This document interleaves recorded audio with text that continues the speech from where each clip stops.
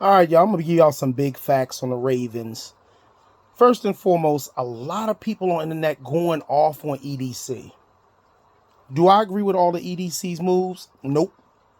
But right here, how are you going to hold him responsible for a player who can't pass a physical?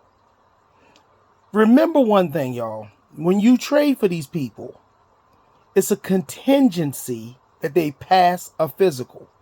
Now, the biggest problem going to come is if he failed the Ravens physical and say a Dallas trade for him and he get there and he passed theirs and he balls out this season. That would indicate that somebody got cold feet or whatever, and that would fall solely on the Ravens.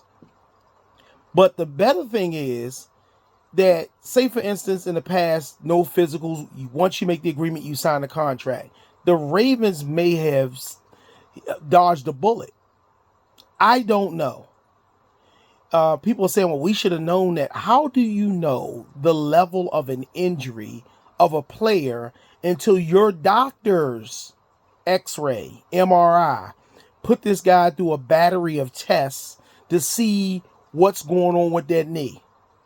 You don't know until he comes in house. He landed today. He posted on Facebook and stuff and the IG that he was here. He went in. He had tests. Now, people are mad at the Ravens because the Ravens ain't saying nothing. But the Raiders, to save face, put out the Ravens backed out so they could clear themselves. The Raiders knew how damaged this man was. Doing trades. Nobody tells you about injuries. All you see is highlights. He's good to go. He'll pass the physical until he can't pass.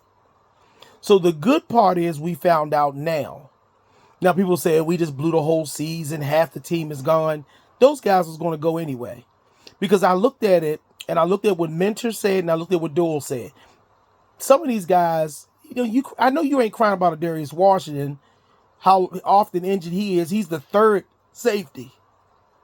Pat Ricard, yeah, I could understand the sentimental value, but if you look at Doyle's offenses, he don't really use fullbacks. He uses H-backs or tight ends. Oh, we ain't got no tight ends. Kolar was overpaid with the Chargers and likely went to the Giants because he wanted to be the number one.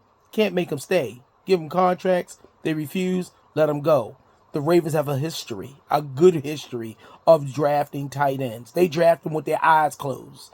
You remember Pitta, Todd Heap, Max Williams.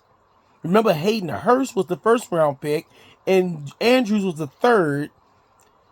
Hurst got injured. Andrews balled out.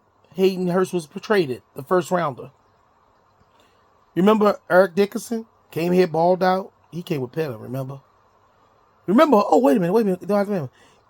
When 32 teams skipped over him, there was an Isaiah Likely, and in that same round they drafted who? Charlie Kolar. So they're gonna draft. I'm not worried about that position. We need we need a wide receiver one. We now need a center. People mad at them. Oh, EDC, you messed up. You should have traded for this. You should have kept Lindenbaum. Look at the truth. Lindenbaum is not good against in the pass block, and he's not. Look at his stats. Creed Humphrey is the number one pass and the number one run center. He gets $18 million. You give him $27 million because everybody blows it up. He's the number one. He's the best center. He's the best. He's not. He's an undersized center who did well in our run first offense. If somebody wants to overpay for him, let them overpay for him. Okay? Oh, we lost Jordan Stout, the punter. Are y'all serious? Are y'all really kidding me? Y'all crying about a punter. Huh? Really? We lost this. We lost. Hey, you're going to lose players. I'm used to it. I'm old. I haven't seen them come and go. But I do trust that the draft's going to pan out. This coaching system is based on a system that they set up, and they got to get the players. Remember, they said they got to get bigger. We're going to do something. It ain't all lost. You don't win and lose the season on free agency. And remember, the teams that spend the most on free agency, they ain't even in the playoff most years. Do the history. Those that spend the most money are not in the playoffs. Las Vegas are bums. They won 3 games. They got plenty of cap money. And they're signing up a lot of people. But you remember, typical Baltimore Ravens. We don't do nothing first day, second day of free agency. We normally don't. We don't. This was like historical. He went for it. We tried to get the best pass rusher outside of Myles Garrett.